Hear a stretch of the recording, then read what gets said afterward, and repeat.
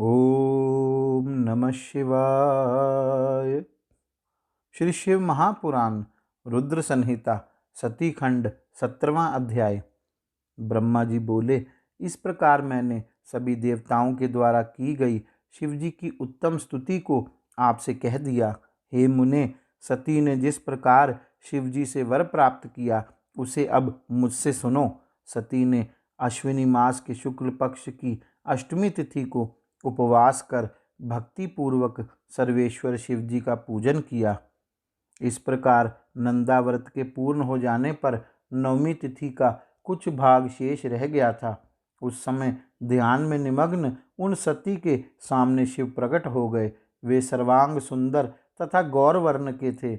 उनके 5 मुख थे और प्रत्येक मुख में 3-3 नेत्र थे। भाल देश में चंद्रमा शोभा पा रहा था। उनका चित्त प्रसन्न था। उनका कंठ नीला था और उनकी 4 भुजाएं थीं। उन्होंने हाथों में त्रिशूल, ब्रह्म कपाल, वर तथा अभय मुद्रा को धारण कर रखा था। भस्ममय अंगराग से उनका शरीर उद्भासित हो रहा था। उनके मस्तक पर गंगा जी शोभा बढ़ा रही थी तथा उनके सभी अंग मनोहर थे। वे परम सौंदर्य के धाम थे। उनका मुख करोड़ों चंद्रमाओं के समान प्रकाशमान था। उनकी कांति करोड़ों कामदेवों के समान थी और उनकी आकृति स्त्रियों को प्रिय लगने वाली थी। इस प्रकार के प्रभु महादेव जी को प्रत्यक्ष देखकर सती ने लज्जा से नीचे की ओर मुख करके उनके चरणों में प्रणाम किया।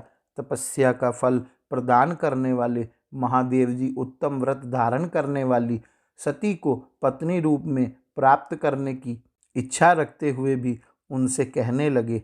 महादेव जी बोले, हे दक्ष नंदिनी, मैं तुम्हारे इस व्रत से प्रसन्न हूँ। हे सुव्रत, जो तुम्हारा अभीष्ट वर हो उसे मांगो, मैं उसे प्रदान करूँगा। ब्रह्मा जी बोले, मुने, जगदीश्वर महादेव ने सती की भावना को जानते हुए भी उनकी बात सुनने की इच्छा से वर मांगो ऐसा कहा। वे लज्जा के वश में हो गई और जो उनके मन में था उसे कह न सकी। उनका जो अभिष्ट था वह लज्जा से आच्छादित हो गया था। शिव जी का प्रिय वचन सुनकर वे प्रेम में विभोर हो गई। इसे जानकर भक्त वत्सल शंकर जी अत्यंत हर्षित हुए।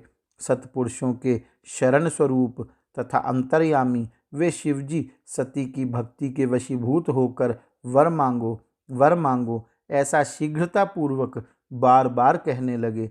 उस समय सती ने अपनी लज्जा को रोककर शिवजी से कहा, हे वरद, आप कभी भी ना टलने वाला यथेष्ट वर प्रदान करें।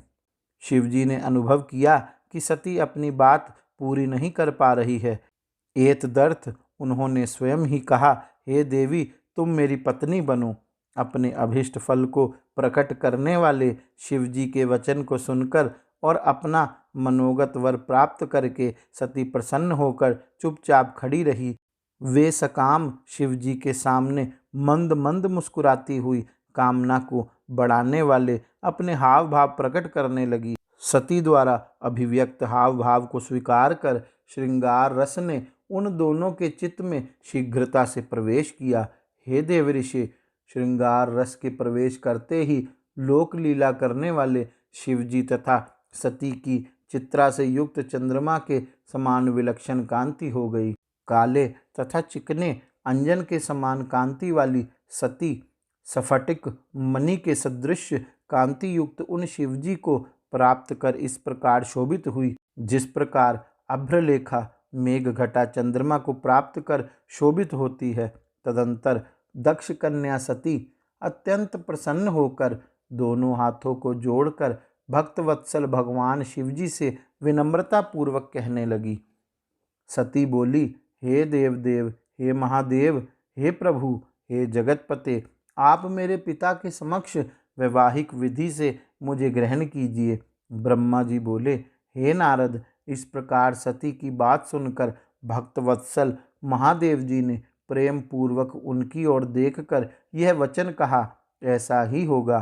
तब दक्ष कन्या सती भी उन शिवजी को प्रणाम करके भक्ति पूर्वक विदा मांगकर और पुनः उनकी आज्ञा प्राप्त करके मोह और आनंद से युक्त हो अपनी माता के पास चली गई। शिवजी भी हिमालय के शिखर पर अपने आश्रम में प्रवेश करके दक्ष कन्या सती के वियोग के कारण बड़ी कठिनाई से ध्यान में तत्पर हो सके। गौरी शंकर भगवान की जय। ओम नमः शिवाय।